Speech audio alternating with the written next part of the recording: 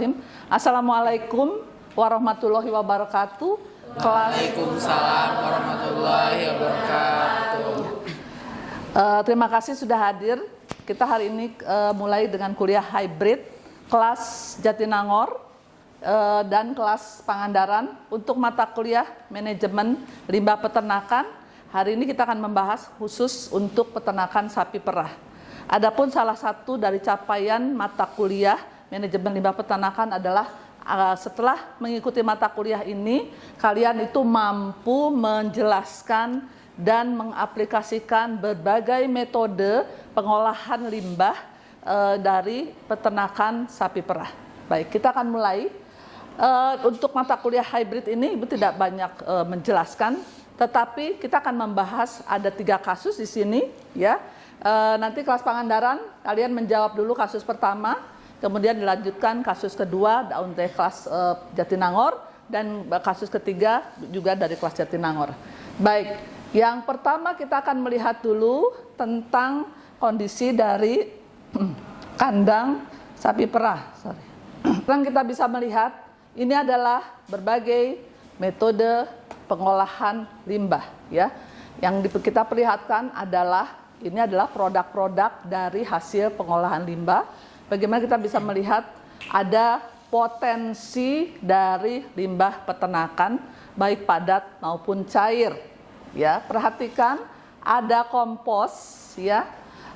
Kemudian ada pembenah tanah organik, ya. Kompos itu kita bisa buat dari limbah padat maupun limbah cair. Demikian juga dengan pembenah tanah organik, kita bisa membuat dari bentuk limbah padat dan limbah cair. Yang kedua, kita bisa melihat adanya pupuk organik cair, ya. Kemudian pupuk organik cair ini kita bisa buat dari hasil limbah cair dari kandang, ya, maupun limbah cair dari pengolahan limbah terpadu. Kemudian ada pupuk hayati. Pupuk hayati ini mengandung mikroorganisme baik pengikat nitrogen maupun pelarut fosfat.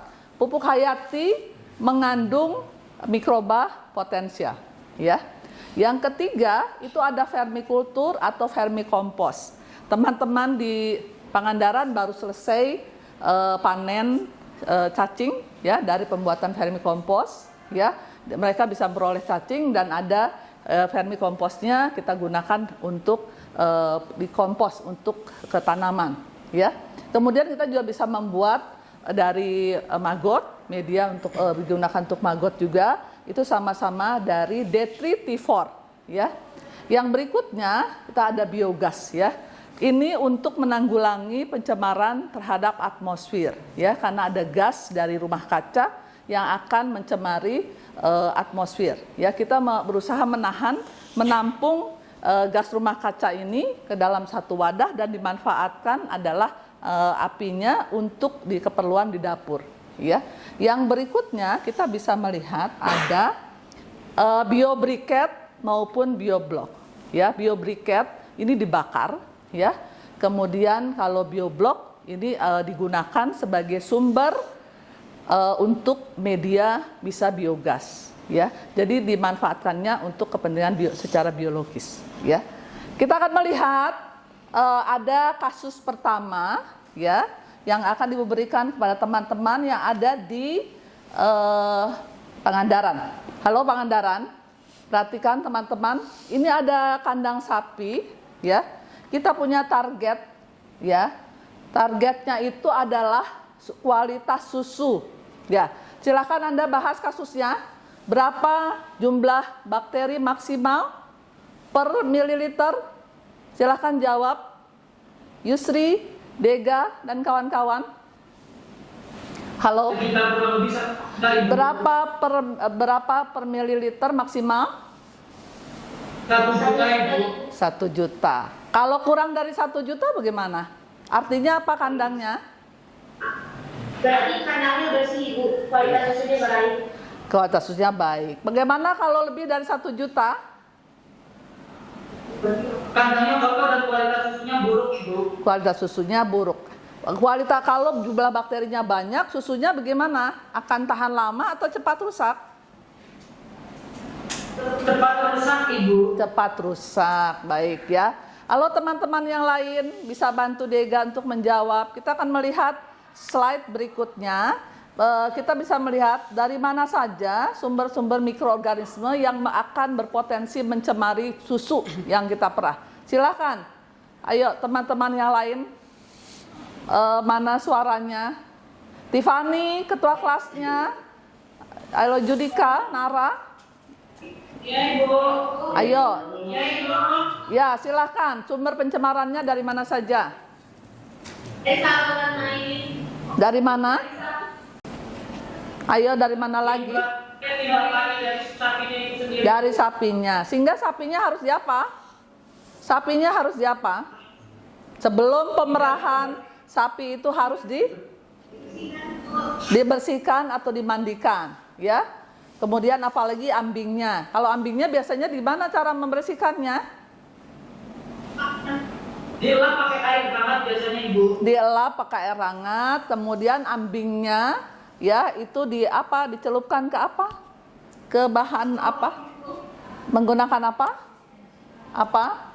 Ada ini enggak? Apa hanya sabun saja atau air hangat saja atau ada semacam sanitizer gitu?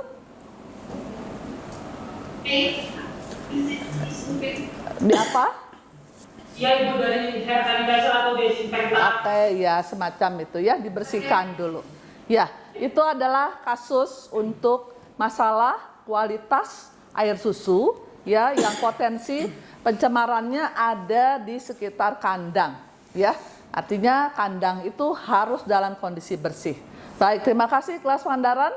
Kita akan ke slide berikutnya untuk teman-teman yang ada di teman-teman ini ada di kampus Jatinangor. Ya, silakan. Kita akan lihat slide. Ya, untuk kelompok di sebelah kiri ini bisa melihat ada tumpukan limbah. Ya, bagaimana menurut Anda tumpukan limbah ini? Silakan jawab. Ya, silakan. Salma, siapa yang jawab? Ibu. Karena adanya tumpukan seperti itu akan ada pencemaran udara. Akan ada pencemaran udara. Pencemaran udaranya dari mana asalnya? Dari pencemaran udara dari apa? Dari fesesnya, Bu. Dari feses. Kalau ditumpuk dia akan mengeluarkan apa? Gas met. Gas rumah Kaca. Gas rumah kaca. Apa saja gas rumah kaca? CH4, CO2, H2, N2O. Gas rumah kaca itu bisa datang dari dua ya. Dari fermentasi enterik, dari rumennya, dan satu lagi adalah dari tumpukan ya. Tetapi kenyataan di lapangan itu ya ada peternak yang memang memanfaatkan menjual limbah itu masuk ke dalam karung ya dalam kondisi disebut fresh manure ya. Ini digunakan untuk kepentingan tanaman bunga ya.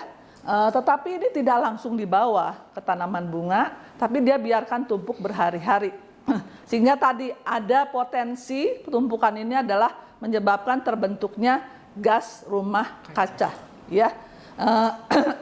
Jadi Anda setuju nggak kalau ada dia menjual? Ini harganya nggak mahal nih ya. Satu karung paling 5.000 gitu ya. Tapi memang dalam jumlah besar ya. Anda setuju nggak kalau seperti ini? Tidak setuju. Tidak setuju ya. Karena ada potensi gas rumah kaca gitu ya. Baik, ini untuk kelompok kedua, kasus kedua terdengar ya oleh teman-teman di PSDKU ya. Kita akan membahas nah, ini kasus ketiga oleh kelompok berikutnya. Nah, apa yang Anda lihat dari slide berikut ini? Apa yang terjadi dari kandang? Kandangnya bersih atau kotor? Kotor ya. Nah, bagaimana nih pembuangan limbahnya? Ini masuk ke mana? Masuk ke sungai ya. Nah, kalau dia masuk ke sungai, apa yang akan terjadi? Pencemaran air. Pencemaran air, kenapa dia tidak boleh masuk? Karena limbah dari peternakan ini mengandung apa? Bahan organik dan mikroorganisme ya. Nah, bahan organik Kalau dia masuk ke dalam sungai, apa yang akan terjadi? Dapat meningkatkan BOD dan COD dan menurunkan DO. Meningkatkan BOD dan COD, menurunkan DO. Ya, apa arti dari DO? Singkatan dari apa DO? Dissolve oksigen. Oksigen terlarut yang ada di dalam perairan itu minimal 6 ppm. Ya, makhluk hidup di sana akan hidup kalau ada minimal 6 ppm. Ya, dengan peningkatnya bahan organik, peningkatan BOD, ya, menyebabkan BOD-nya meningkat beribu-ribu. Ya, padahal persyaratan BOD dan COD itu sekarang itu semakin tadinya 40 ppm, ya harusnya sekarang itu sudah di bawah 10 ppm. Padahal BOD-nya itu dari berapa ribu itu harus turun sampai ke di bawah 10 ppm. Artinya harus ada apa nih supaya turun? Harus ada, sebelum dibuang dia harus ada proses apa dulu? Pengolahan limbah, ya. Pengolahan limbah apa yang akan Anda tawarkan? Masuk kemana? Biogas, ya. Berarti dekat kandang sapi itu ada biogas. Apalagi yang besar ukurannya? Kompos, ya. Itu adalah salah satu alternatif, ya, untuk kita supaya tidak membuang. Dan ada unit pengolah limbah seharusnya, ya. Sehingga ada unit pengolah limbah fisik itu bisa kita dalam jumlah besar, itu kita lakukan pengolahan, ya. Tapi kalau dia dalam bentuk cair, masuk ke unit pengolahan limbah cair, maka harus ada fisik, kimia, maupun biologi. Ya, yang biasa kita tampung yang padat itu adalah pengolahan limbah secara biologi, pembuatan kompos, ya, vermikompos, gitu ya. Itu adalah secara biologi, ya. Nah, kita bisa melihat berikutnya adalah, nah, silakan. Ada yang mau menjelaskan dulu di sini tentang gambar ini? Silakan. Halo, halo di Pangandaran, PSDKU. Apa yang bisa Anda lihat dari gambar ini? Halo, kedengeran nggak suara Ibu? Halo, kedengeran nggak suara Ibu? Yusri? Yusri? Ya. Nah, kelihatan nggak PPT-nya? PowerPoint-nya terlihat? Ya, kelihatan. Ya, silakan. Ya, silakan. Coba dijelaskan dulu tentang gambar ini. Ayo, kalian boleh diskusikan dulu. Siapa? Coba, apa yang terlihat dari gambar ini? Silakan, terlihat nggak gambarnya? Ini solusi. Kurang jelas suara gambarnya? Apa? Bagaimana? Ini sepertinya salah satu Bagaimana? limbah peternakan. Iya. Kemudian? Salah satunya ialah untuk membuat digester. Dapat dilihat dari adanya digester gitu. Iya. Yang kamu lihat apa saja? Ada digester. Di atasnya digester ada gambar apa? Kandang sapi, kemudian ada bak penampung kotoran sapi. Ada bak penampung, ya. Kemudian ada digester. Dan ada lampu penerangan. Ya, terus apa lagi? Hasil dari itu berupa cairan kompos, Bu. Ya, digesternya model apa, Yusri dan kawan-kawan? Kalau di bawah seperti ini modelnya model apa? Oh, Model tanam, Ibu. Model tanam atau fixed dome? Apa? Model apa? Fixed dome. Model fixed dome. Ya. Ya, jadi gimana caranya memasukkan limbahnya ke dalam fixed dome? Gimana nih caranya? Coba operasionalnya fixed dome. Gimana caranya? Sudah pernah masukkan? Ya. kebetulan kita belum pernah. Belum pernah, ya. Nah, kita perlihatkan ya gambarnya. Sebetulnya di Jatinangor itu ada, ya. Kita lihat setiap kali. Ya. Halo, ya, Yusri. Setiap kali kalian ada sapi yang mengeluarkan feses atau defekasi, ya, maka feses itu harus dimasukkan ke dalam ember, ya. Kemudian setengah ember, kemudian tambahkan air setengah ember, ya, sampai penuh, kemudian diaduk, ya, diaduk, kemudian masukkan ke dalam digester, ya, masukkan ke dalam digesternya, ya, dan kemudian artinya yang ada di dalam digester tersebut teradukan, ya, teraduk, kemudian dia akan mendorong yang lain untuk keluar, ya. Lihat, jadi ada inlet, ada outlet, ya, lihat ya. Jadi ada yang masuk dan ada yang keluar, ya. Nah, yang terdorong keluar ini dimanfaatkan atau tidak? Coba lihat ke gambarnya ke sebelah kanan. Dimanfaatkan Ibu. Dimanfaatkan untuk apa? Bisa sebagai untuk tugas, kemudian biogas, bahan bakar Ibu. Dimanfaatkan untuk apa? Lumpurnya, bukan biogasnya, lumpurnya. Yang kalau ada yang masuk, ya. Warna biru, warna biru itu coba lihat. Itu digunakan untuk apa tuh? Ayo. Pupuk cair, kompos. Dibuat pupuk cair. Kemudian ada lagi untuk media apa? Vermi apa? Yang kalian baru untuk vermikompos, ya. Bagaimana tadi hasil praktikum kalian vermikomposnya? Apakah cacingnya bertambah banyak atau tambah gemuk, begitu? Atau ada yang bertelur? Kebetulan, Gimana? kebetulan tadi kita sudah panen praktikum panen Vermi, iya. Pemikirannya cacingnya tadi ada peningkatan dalam jumlahnya yang tadinya hanya yang tadinya hanya 250 gram, sekarang sudah menjadi ada yang 300, Ya. ada yang 250-an lebih. Intinya bobot cacingnya bertambah Ibu. Ya, jadi cacingnya gemuk-gemuk ya. Iya, Ibu, betul Ibu. Jadi gede-gede Ibu. Bahkan sudah ada yang beranak Ibu. Oh, udah ada yang beranak. Oh, berarti Iya, betul. telurnya sudah Ibu sudah menghasilkan kokon. telurnya sudah menetas. Ya. Oke, terima kasih di kelas Pangandaran yang baru selesai praktikum vermikompos, ya. Sekarang kembali ke kelas di Jatinangor nih. Ya, apa yang bisa kalian lihat dari gambar yang terakhir ini? Silahkan.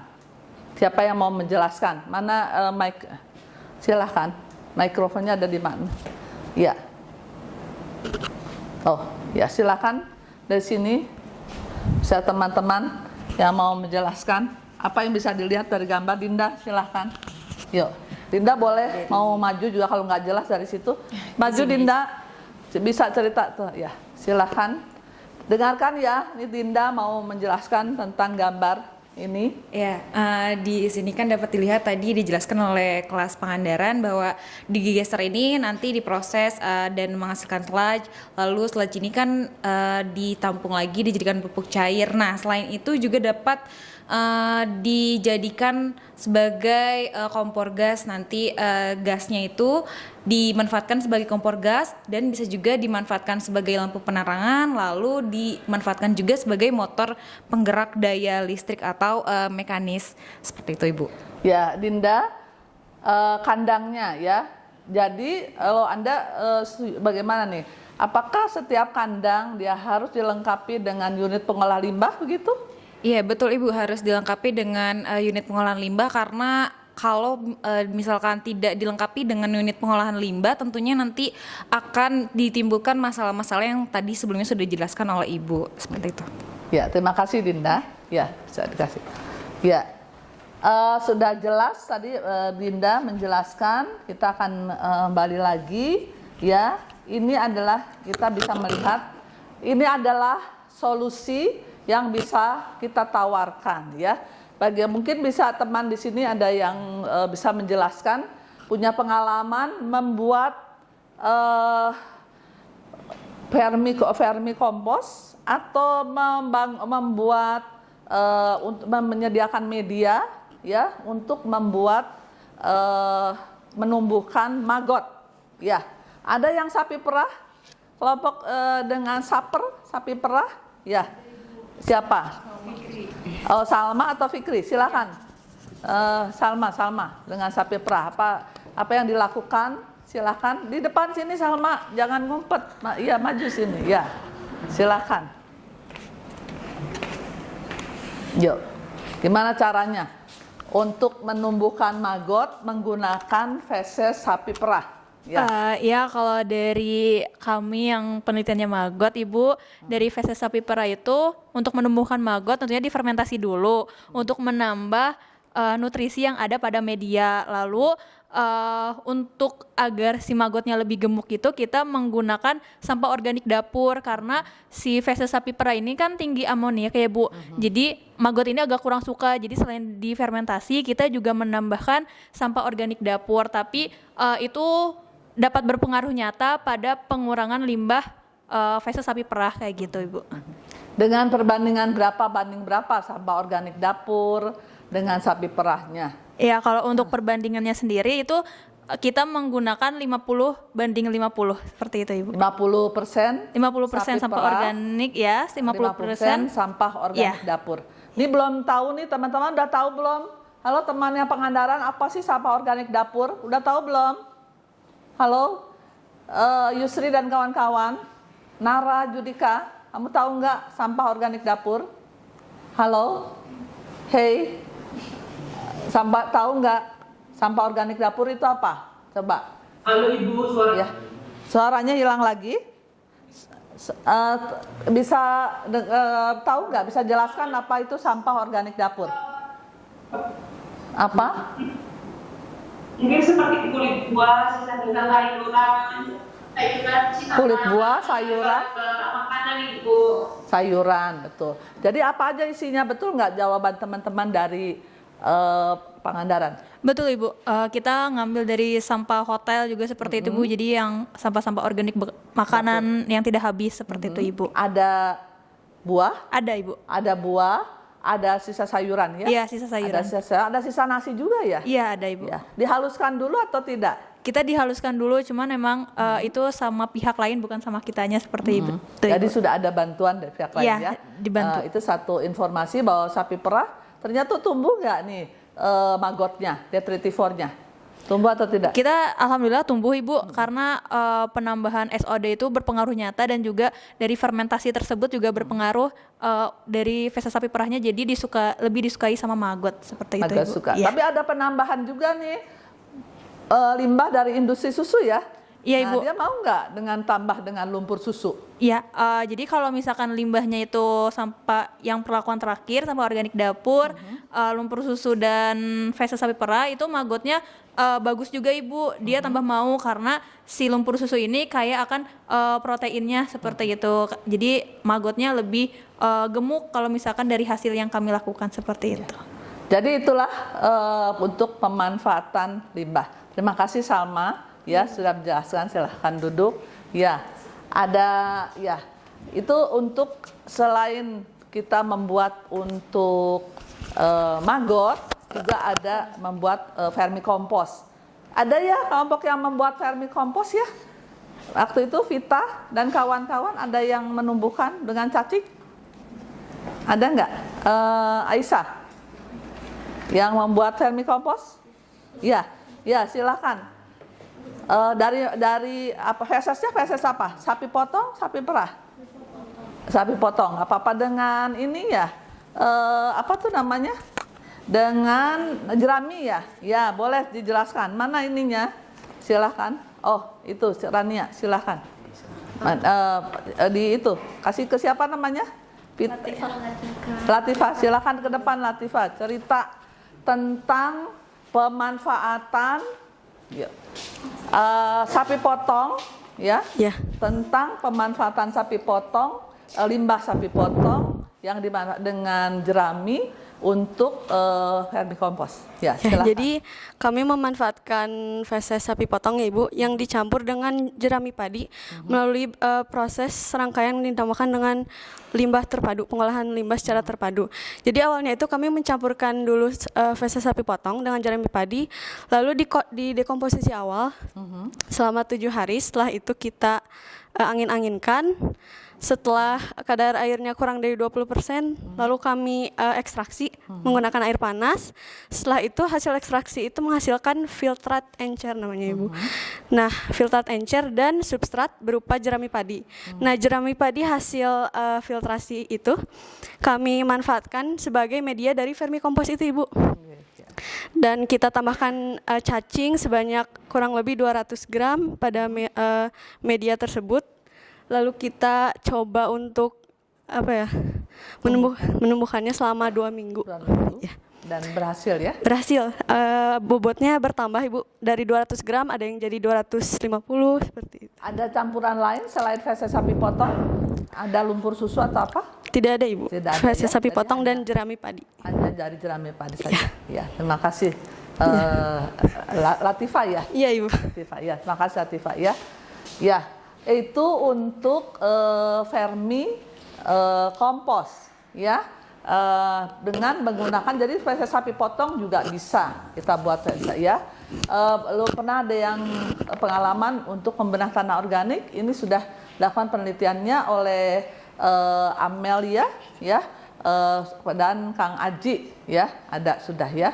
Kemudian ada yang berikutnya, kita bisa melihat ada pupuk organik cair dan juga buat ekoenzim ya. Apa nih bedanya mengolah menjadi pupuk organik cair dan ekoenzim? Vita, coba apa nih bedanya? Iya, ya, enggak. Sila di sini.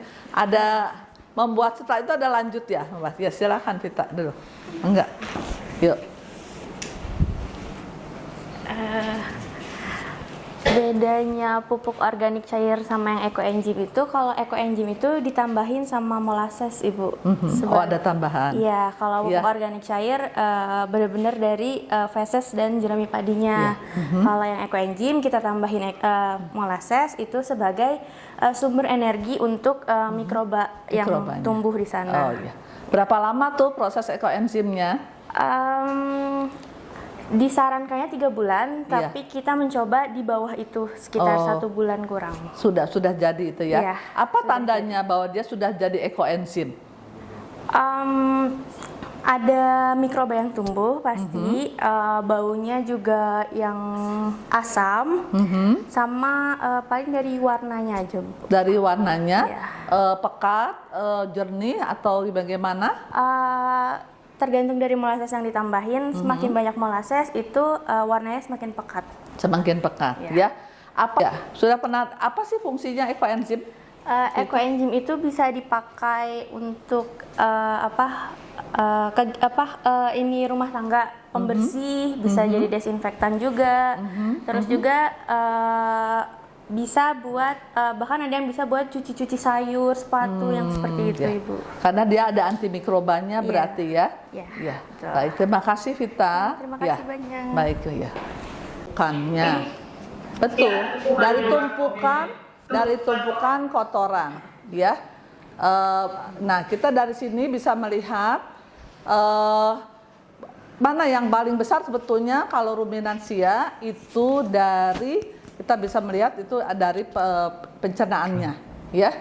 Tapi kalau dari tumpukan ruminansia itu kecil ya. Tapi kalau untuk kecuali babi dan unggas itu besar gitu ya. Justru kalau dari tumpukannya yang besar. Oke, terima kasih dari teman-teman di Pangandaran ya yang sudah join kembali. Nah, kita bisa lihat selain kita tadi melihat ya. Oke, sebentar, kita akan melihat. Soal ini tumpukan. Sorry. Oh, bukan.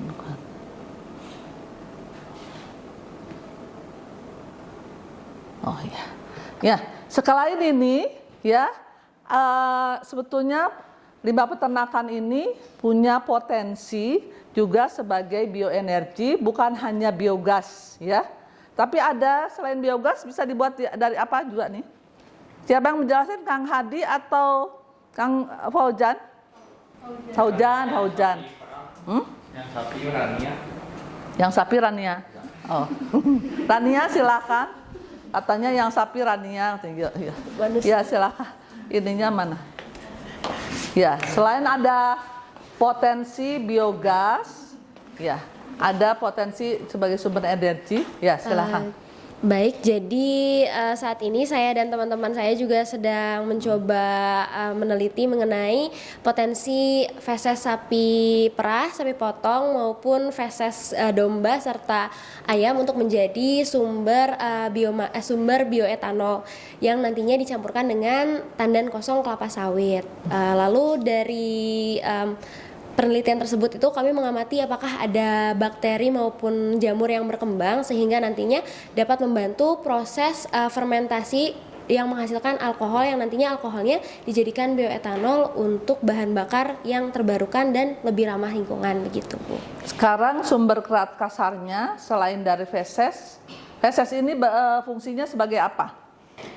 Feses di sini itu fungsinya sebagai yang pertama itu dari sumber mikroorganismenya, yang keduanya itu pengolahan limbahnya, jadi sehingga tidak terbuang saja tadi seperti yang sudah dijelaskan, limbahnya dapat mencemari lingkungan, jadi diolah lagi sehingga dapat bermanfaat begitu, Bu. Dari feses itu ada karbon, ya, ada sumber karbon, ya. Ingat, jadi feses itu jadi sebagai sumber karbon. Berapa sumber karbon? Berapa karbonnya sapi perah? Sudah diteliti belum? Sapi perah, sapi potong. Belum, ya. Ibu, baru kita kemarin kan baru revisian sama Ibu, jadi sampai sekarang masih dicari, Ibu. Ya, nah itu kita harus cari dulu sebagai dia sumber karbon. Karena kalau lumpur susu sumber karbonnya itu 52%, ya. Apa artinya karbon? Karbon itu dari mana tuh? Protein, karbohidrat atau? Karbohidrat, Ibu. Karbohidrat, ya. Nah, karbon ini tercermin dari apa? Dari protein, dari serat kasar, dari mana? Dari serat kasarnya. Dari serat kasar, ya. Kemudian serat kasarnya ini ada apa lagi di dalamnya? Ada mikroorganisme. Serat kasar itu terdiri dari apa saja? Ada selulosa. Ada selulosa, ada hemiselulosa, ada apa lagi? Lignin. Ada lignin, ya. Yang bisa dimanfaatkan untuk sakarifikasi itu adalah siapa? Selulosa atau hemiselulosa? Selulosa. Selulosa, ya. Tapi ada penghambatnya. Siapa penghambatnya? Lignin, Ibu. Lignin, ya. Sehingga perlu ada untuk riset ini perlu ada pre-treatment. Ya, terima kasih. Ya. Ya, berikutnya, ya kita lihat. Jadi ada potensi sebagai sumber energi alternatif, ya. Bukan hanya sebagai sumber pupuk atau fertilizer, dari feses sapi perah ini juga ada potensi untuk sumber energi alternatif, gitu ya. Saat energi ini sekarang sedang fosil dikatakan mulai berkurang, kemudian ada batu bara. Saat ini batu bara yang banyak di Indonesia itu adalah batu bara muda, ya, lignit. Pada saat dibuat eksplorasi itu banyaknya lignit, ya. Kalornya masih rendah, ya, sehingga lignit ini tidak digunakan dan akhirnya lignit ini memang dimanfaatkan untuk campuran bersama feses dari sapi perah, sapi potong untuk dibuat biogas, ya, untuk dibuat biogas. Untuk apa fungsinya? Karena dia juga sumber karbon dan batu bara ini punya pori, ya, punya pori. Dan di situ juga bisa mikroba itu bisa hidup di situ, ya. Itu sumber energi alternatif kita banyak sekali sebetulnya. Kita bisa feses ini kita bisa gunakan untuk riset bersama dengan hasil perkebunan, ya, maupun dengan dari pertambangan, itu ya. Jadi dari berbagai sumber itu bisa kita manfaatkan. Kemudian sekarang yang terbaru adalah menggunakan bioetanol. Pada saat COVID, bioetanol itu tidak diproduksi dengan bioetanol itu, tapi dia diproduksi menjadi sanitizer justru, ya, pada saat COVID itu, ya. Jadi limbah ini banyak sekali kegunaannya, itu ya. Baik, sampai di sini mungkin ada yang mau disampaikan atau ada pertanyaan, silahkan. Ya, setelah kita membahas kasus ini, jadi sebetulnya dari kasus kita yang pertama, kedua maupun ketiga kita bisa selesaikan atau tidak kasus ini. Untuk kasus pertama, kualitas susu, ya. Kenapa susu itu masih saja bakterinya tinggi. Kenapa Gaisa? Kenapa bakteri itu masih tinggi di susu? Mungkin dari Suara pakai itu? Ya. Mungkin seperti yang tadi sudah disampaikan oleh teman-teman, ada faktor-faktor yang mempengaruhi kualitas susu tersebut sehingga jumlah bakterinya meningkat, seperti dari pemerahnya, dari peralatannya, dan juga kondisi kandangnya. Artinya sumber-sumber pencemaran mikroorganisme ini masih diabaikan, ya, tidak diperhatikan, ya. Kenapa dia tidak diperhatikan? Ada banyak nggak yang bekerja di kandang? Coba kita lihat. Apakah ada banyak yang bekerja di kandang? Ada banyak nggak? Ini biasanya merangkap apa? Dia yang memandikan, dia yang pemiliknya, dia yang mencari rumputnya, ya. Dia juga memerah, ya. Dia harus menyerahkan ke koperasi, gitu ya. Akhirnya tenaganya katanya habis itu ya, jadi akhirnya gunakan juga tenaga keluarga. Nah, alasan itulah yang menyebabkan kadang-kadang kandangnya dibiarkan kotor, ya, sumber-sumber pencemaran itu tidak diantisipasi tapi dibiarkan saja jadi sumber pencemaran. Kualitas susunya juga bakterinya tinggi, padahal kalau bakterinya rendah, ya, maka dia dapat bonus loh sebetulnya, ya. Kalau bakteri ini rendah, ya, dia akan memperoleh bonus, ya. Nah, itu diantaranya. Halo PSDKU, ya, Dega, ya, Yusri pernah ke kandang sapi perah? Di Pangandaran ada sapi perah atau tidak?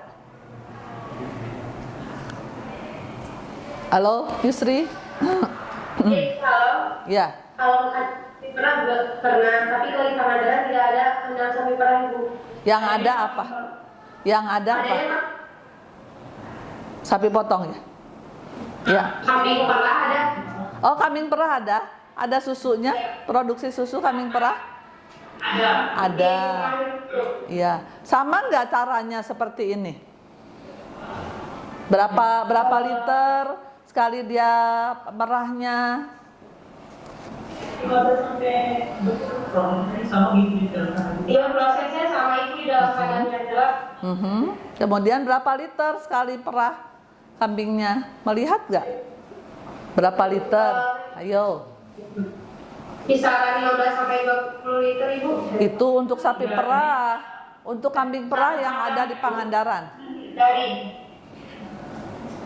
Sekitar 30-an ekor, Ibu. 30 ekor di sana adanya? Iya, tapi Iya, Ibu. satu ekornya berapa liter susunya yang diperah? Nggak banyak kan? setengah sampai 1 liter, Ibu. Nggak tahu kambingnya. per kambingnya. Itu ada daerah mana ya Pangandarannya ya? Sidamulya, Ibu. Apa? Dari Sidamulya. Oh, di Sidamulya? Di mana? Iya. Sidamuli, Ibu. Oh, Sidamuli. Ibu. Oh, di Sidamuli. Tapi berarti di sana di daerah panas itu ada sapi, ada kambing perah, ya. Ya, kalau sapi perah nggak mungkin karena daerah pantai. Di sana daerah pantai, ya. Ya. Kalau yang sapi potong banyak ya. Mereka banyak sekali kalau sapi potong di Pangandaran banyak ya. Bagaimana kebersihan kandang sapi potongnya nih?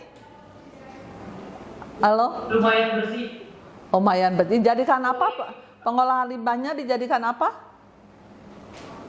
Pupuk kandang, Ibu, biasanya ini. Bikin pupuk kandang, bikin kompos maksudnya? Gimana cara bikin komposnya? Gimana membuat komposnya? Ayo, gimana cara membuatnya? Masih tradisional, Ibu. Ya, gimana cara membuat kompos tradisional itu gimana coba? Ya. Biasanya kalau peternakan itu dicampur dengan sisa-sisa makanan yang nggak kemakan dan dibiarkan aja di ruang terbuka, Ibu, kalau peternak, Ibu. Iya, ditumpuk saja begitu.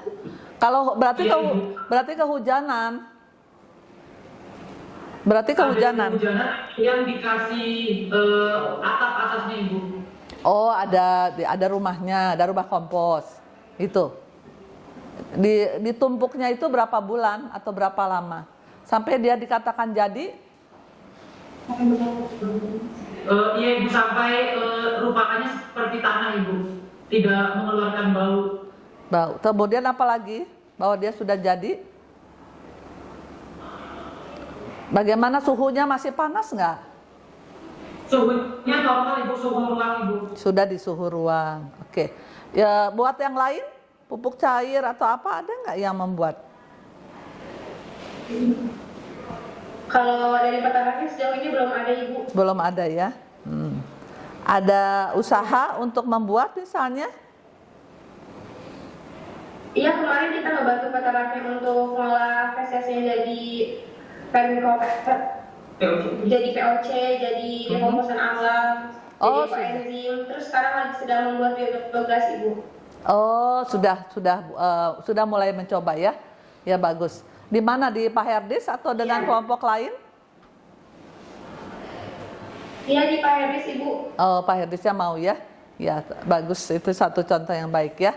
Ya, terima kasih kelas Pangandaran. Ini juga dari teman-teman yang dari Jatinangor, kita bisa melihat ini apakah Anda masih sering melihat seperti ini? Kondisi pencemaran ya sapi perah yang ditumpuk masih ada atau tidak? Masih ada ya. Apa kira-kira penyebabnya ya? Kurang apa? Kurang apa? Suara itunya? Ya. Kurang Pemahaman pada peternak rakyat sehingga feses sapi perah itu belum bisa dimanfaatkan dengan baik. Ya. Kurang pemahaman ya dari SDM-nya ya. Apakah SDM-nya kurang dari sisi pendidikannya, atau kurang ada pendampingan, atau kurang dari pembimbingan teknis, atau kurang yang mana nih? Mana yang kurang? Penyuluhan sering dilakukan, bimbingan teknis itu sering dilakukan, ya. Tapi tadi dia terlalu lelah, ya, terlalu lelah, dan mungkin peternak itu belum merasakan manfaatnya. Apa ya manfaatnya mengolah limbah untuk peternak sapi perah? Apa mengolah? Ada nggak saatnya dia kosong? Pernah dengar sapi kering laktasi, sapi kering kandang, dia tidak mengeluarkan susu, pernah nggak? Ya, saat kapan tuh? Setelah apa? Setelah dia beranak? Ya, setelah dia beranak itu kan keluar dulu kolostrum kan, tapi ada saatnya dia kering kandang. Nah, pada saat dia kering kandang, ya, dia nggak jual susu, ya berarti kan penghasilan dia tidak ada, ya. Jadi dia dapat uangnya dari mana? Dari jual produk-produk limbahnya, ya. Dia tidak usah membeli energi untuk membeli biogas, gasnya untuk di dapur, ya itu sudah tambahan. Kemudian dia bisa menjual komposnya, baik dari maupun dari vermikompos, dia bisa jual cacing, ya. Kemudian dia bisa menjual biobloknya dalam bentuk bioblok, dan biobloknya ini kalau di peternak bukan untuk media biogas, tapi untuk pupuk, ya. Jadi pupuknya itu dibentuk, dilempeng-lempeng, dikeringkan, ya. Sebetulnya itu salah satu dari sumber penghasilan mereka, ya, khusus untuk sapi perah. Tapi bagaimana kebalikannya dengan sapi potong, ya? Kenapa? Apa bedanya nih antara sapi potong sama sapi perah nih, ya? Kalau sapi potong itu kan sering dimandikan nggak ya? Tidak. Kapan dia dimandikan? Saat mau Saat mau dijual, saat mau Idul Adha, saat Lebaran, saat Tahun Baru mau dijual, baru dia dibersihkan. Di terakhir, ya, kita bisa membuat apa yang bisa kita simpulkan dari kuliah hybrid hari ini, ya. Jadi kuliah hybrid ini tidak Anda itu sudah diminta membaca dulu, ya, semua PowerPoint yang ada di Live Unpad. Perhatikan video-videonya Jadi di kelas itu kita hanya membahas kasus, ya, seperti halnya tadi, ya. Ada 3 kasus yang kita bahas, kasus kualitas susu, ya, terkait dengan sumber-sumber pencemarannya, kemudian kasus penumpukan limbah sebagai sumber gas rumah kaca, gitu ya. Kemudian yang ketiga adalah pembuangan limbah, ya, tanpa melalui pengolahan dulu, ya. Jadi langsung ke sumber air, ya. Nah, ini yang mengapa ada Satgas Citarum Harum, ya. Satgas Citarum Harum itu sudah berjalan dan akan berakhir di tahun 2025. Beliau itulah yang menjaga sungai-sungai supaya tetap bersih, ya. Salah satu yang berkontribusi terhadap pencemaran sungai itu memang kita, ya, peternakan yang ada dekat sungai, ya. Memang peternakan ini begitu ada air hujan, maka dia langsung dorong ke sungai, selesai, dianggapnya kandangnya bersih, ya. Tetapi bagaimana nih, siapa yang akan ditindak kalau dia membuang ke sungai, ya? Siapa yang bertindak? Ya, kalau dia peternak besar, dia berizin, punya izin kalau peternak besar. Begitu dia kelihatan mencemari sungai, ya, izinnya aja cabut, beri sanksi dengan sanksi akan dicabut izinnya, ya. Mereka akan memperbaiki. Kalau industri yang besar, industri besar itu yang ribuan, ya, sapinya, ya, ratusan bahkan ribuan. Tapi bagaimana dengan peternakan rakyat, sapi perah rakyat, ya? Kalau dia membuang ke sungai, apa yang akan dia lakukan? Siapa yang bertanggung jawab di peternakan sapi perah rakyat? Siapa yang bertanggung jawab? Sapi perah rakyat itu ada masuk dalam kelompok, ya, masuk dalam. Yang bertanggung jawab itu adalah ketua kelompoknya. Itu ada di dalam peraturannya, ya, yang dikeluarkan oleh Permentan. Ternyata para ketua kelompok itu baru tahu, oh, saya yang bertanggung jawab, itu, ya. Berarti saya yang harus melakukan bimbingan, ya. Nah, sekarang kalau peternak itu ternyata dia membuang fesesnya ke sungai, ya, meningkatkan biochemical oxygen demand atau chemical oxygen demand, apakah dia bisa ditindak? Ya, Ibu katakan ini tidak bisa ditindak, dia tidak bisa dikenakan sanksi, tapi yang ada adalah mari sama-sama kita melakukan bimbingan teknis supaya kita sama-sama melestarikan lingkungan. Sebetulnya itu tujuannya, ya. Kita ingin peternakan sapi perah yang ramah lingkungan, ya, kualitasnya bagus, kemudian peternakan ini tetap berkelanjutan. Sebetulnya itu, ya. Jadi ini adalah pengantar kesimpulan dari kuliah hybrid kita hari ini, ya. Jadi Anda memang diminta untuk terlibat langsung dengan kasus yang ada di lapangan. Bagaimana kita mau bisa memecahkan kasus-kasus yang ada di lapangan. Terima kasih sudah hadir hari ini dalam kelas hybrid. Halo kelas Pangandaran, ya, terima kasih sudah hadir hari ini. Mungkin ada kata terakhir. Halo Yusri dan kawan-kawan. Judika, kamu kenapa diam saja? Halo. Ya, terima kasih, Bu. Ya, kita akan akhiri pertemuan kita hari ini. Terima kasih sudah hadir di kelas hybrid, ya. Kelas hybrid ini memang tidak Anda tidak terus-terusan menerima materi, tetapi Anda harus ikut memecahkan kasus yang ada di lapangan. Yang hari ini terkait dengan kualitas susu yang ada di peternakan sapi perah, kemudian tentang penumpukan limbah dan juga tentang pembuangan limbah ke sungai, ya. Mudah-mudahan apa yang disampaikan bermanfaat sehingga Anda bisa memberikan solusi saat menghadapi di lapangan. Beberapa hal yang sudah Anda lakukan itu sangat bermanfaat, ya, memberikan bersama-sama bekerja sama dengan Pak Herdis untuk melakukan pengolahan limbah. Terima kasih teman-teman PSCKU yang sudah hadir, ya. Mudah-mudahan kita bisa bertemu kembali dalam keadaan sehat, ya. Akan saya akhiri, terima kasih sudah hadir. Wassalamualaikum warahmatullahi wabarakatuh.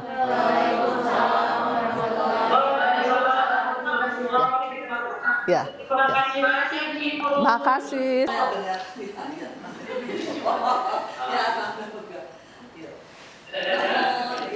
Ya, kalian boleh close, ya.